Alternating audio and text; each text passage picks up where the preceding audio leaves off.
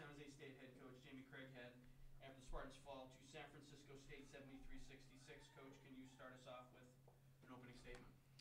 Congrats to San Fran State. They're still 0-0, and we get the loss. That was an exhibition for them, and it's unfortunate that we had moments where we could kind of take control a little bit and maybe go on a swing, and we just couldn't do it. We just couldn't ever get over the hump. So, it's on me. It's the first game of our season. Got a long way to go. Let's hope it gets better from here. We'll open up for questions. I don't know. Coach, first game of the season, what did you see that you liked from both your offense and the defense? Well, I didn't like much. There wasn't much to like tonight. I liked a whole lot more a week ago. Don't really know what happened from then until now, but we just looked really tight early when we weren't hitting shots. And, we had decent command of the game after the first quarter, and then we just couldn't score. And as soon as we couldn't score, all of a sudden you can't play defense, and then you don't box out, and you give up second chances, and it just all started to unravel. And I'm really kind of questioning, what is our leadership? Like, who is our leader on the court that stops those and gets their teammates together? And right now, I would say that that's my biggest question going out. I don't think they quit.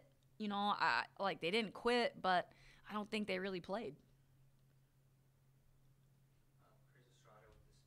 In that fourth quarter, especially in the beginning, it looked like the team was rushing a little bit because they knew they were behind. They were trying to catch up, and it looked like they were rushing a bit, and it led to missed points and turnovers. Is that something you noticed especially during that first timeout, around the fifth or sixth minute, that you pointed out to them? Because it looked like afterwards they kind of calmed down a bit, got more focused. Yeah, it just felt like a perfect storm. Like, anything that could go wrong, was going wrong. And so, I'm trying to fix it. Some of them, Potter, it's her first time being in these scenarios where it's close, because it wasn't close against Chico. It wasn't close against Cal Poly Slow in our scrimmage. So it just felt like we were turning the ball over against a zone instead of just moving the ball, thinking that we could go one pass score or penetrate from half court all the way down.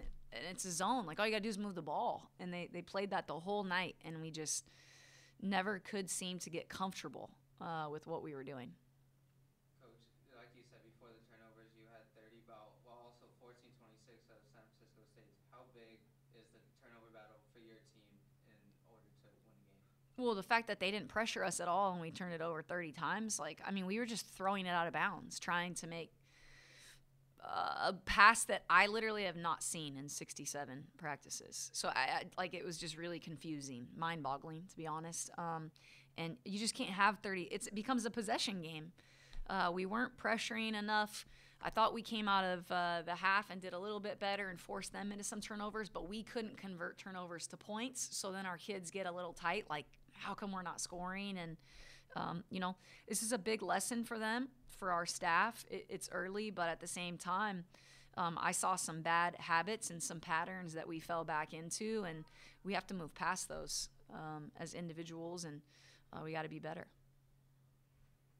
And also since their team is known to be a three-point shooting team, and that was seen today, they were shooting a lot of threes, but especially later in the game, it looked like when they were behind, they went for the threes instead of when they had a shot, maybe to go in more for like a two-pointer. Is that something that you might want to push forward to, if it's open, to just try to go for the point instead of trying to get the three-pointer?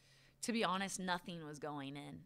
We couldn't even make a layup. So our three-point shooters, they shoot. That's what they do. So they can't just all of a sudden change who they are in their game. And a couple times they drove in and missed their lay-in too. So I just think the basket seemed locked, and we just didn't have enough guts to say, okay, we got to grind it out on the defensive end and get stops. And we gave up rebounds off of free throws. You have inside rebounding position and no excuse. Your one job is to make sure they don't get the rebound if they miss the free throw. So it's just little things we have to clean up, and they were things that hurt us a year ago. So it's kind of frustrating. Our scout team is better than the team we just played.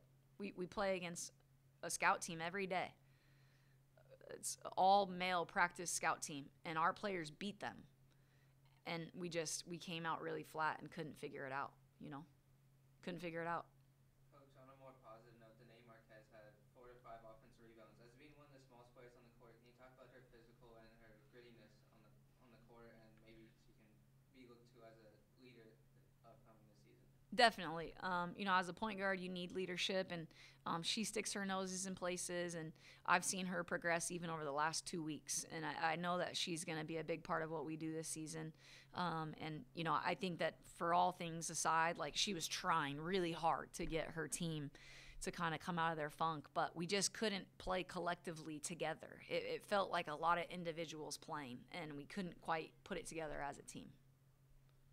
And I know since it was the first game, and it might be a game you might just want to throw out the outcome, but what's one thing or something that you can take away from this game that you can prepare yourself and help your team better on for future games?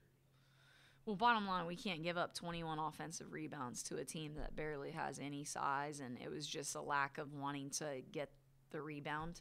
That has to get fixed. We're going to play a lot bigger teams than that, and we are not going to be able to jump with everybody. And so that's something that hopefully we can get changed before Friday, because we only have 2 days to get ready for San Francisco. And so there's a couple things we got to clean up. But I didn't really see a team that I recognized tonight. So hopefully you can't just throw anything out.